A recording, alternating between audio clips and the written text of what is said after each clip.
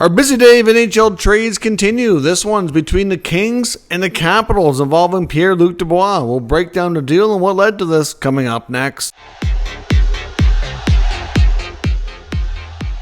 So welcome back to another video here at Top Shelf Hockey. As I mentioned, we have another significant NHL trade. It's been a very, very busy day. And I know there's a lot of NHL reporters say that Gary Bettman doesn't like it when there's a lot of NHL news during the playoffs, especially during the Stanley Cup Final.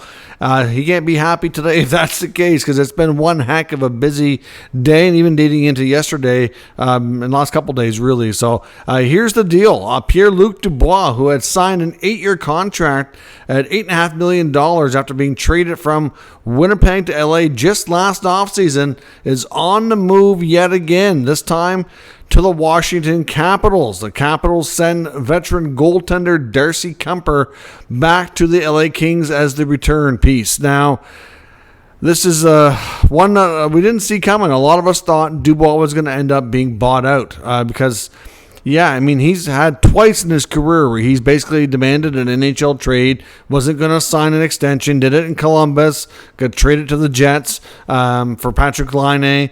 That deal didn't really work out for either team. Again, Dubois in Winnipeg had a couple of decent years. It was all right. It's not like he was a terrible player for them, but again, wasn't going to sign long-term, forced their hand in a trade, goes to Los Angeles where he apparently was willing to sign the 8-year contract, which he did, and then last year was terrible. And it's, again, just like at times in Columbus, it's not a talent piece for this kid. And he's still a kid at 25 years of age. It's an effort issue. There's sometimes Dubois is always that player that leaves you wanting more. A good big boy, 6'3", 200 pounds, lots of talent, big centerman. Like, this guy should be a dominant player if he just would put the effort in, game out. And that seems to be the struggle of his career. But $8.5 million, 7 years left, and he had a full no-move clause that was kicking in July 1. So Rob Blake and the Kings actually got out of that contract. I mean, we had talked and speculated about the buyout being a possibility. Of course, it would have had them connected to their cap for 14 years. Mind you, the amounts wouldn't have been significant because it was still going to be a one-third buyout. But that's only if the Stanley Cup Final didn't make it to 7 games, because Dubois does have a birthday coming up where he turns 26, and that changes the buyout for him from a 1/3 buyout to a 2/3 buyout. So unless the Panthers win the Stanley Cup in Game 6 here coming up on Friday night, that wasn't going to be a possibility for them. So it wasn't a guarantee that a buyout was even going to be, optimal. It's still not really optimal no matter how you shake it with a 14-year commitment on your salary cap.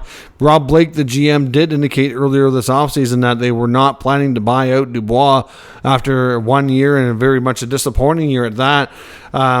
And obviously they found a way out and they traded him. So the Washington Capitals, who definitely need depth at center, they know Nicholas Backstrom's career is done.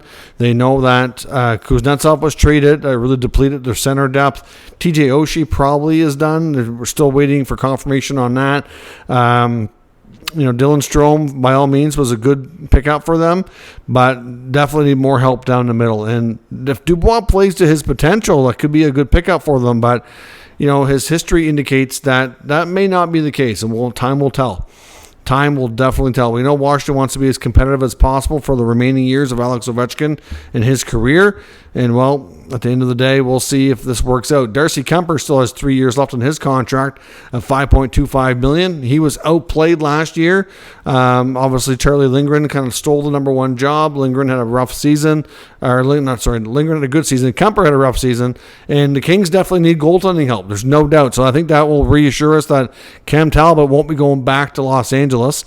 That's, I think, fair to say at this point. And Kuemper, Stanley Cup winning goalie with the Avalanche. Again, a guy who needs to bounce back, but a lot less term on his contract than Dubois. So for the next 3 years, they get the difference in cap relief between the two, which is over $3 million that they can use. And then the Kings get a long-term centerman who's, like I said, still young enough that they could get his prime years if he'll play to that. That's been a challenge with this guy. So pretty significant trade, Dubois to Washington for Kuemper. Let me know your thoughts. This is the third deal of the day. We've already seen Jacob Markstrom traded today.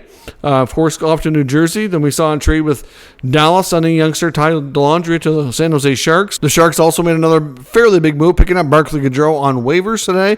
And now this. So it's been a pretty busy day. Let me know your thoughts on the trade down in the comments. We'll discuss further. If you're new to the channel, of course, make sure you subscribe and stick around. There's going to be plenty more news and lots of other things to talk about here today leading into the offseason. Thanks for watching. I'll catch you next time.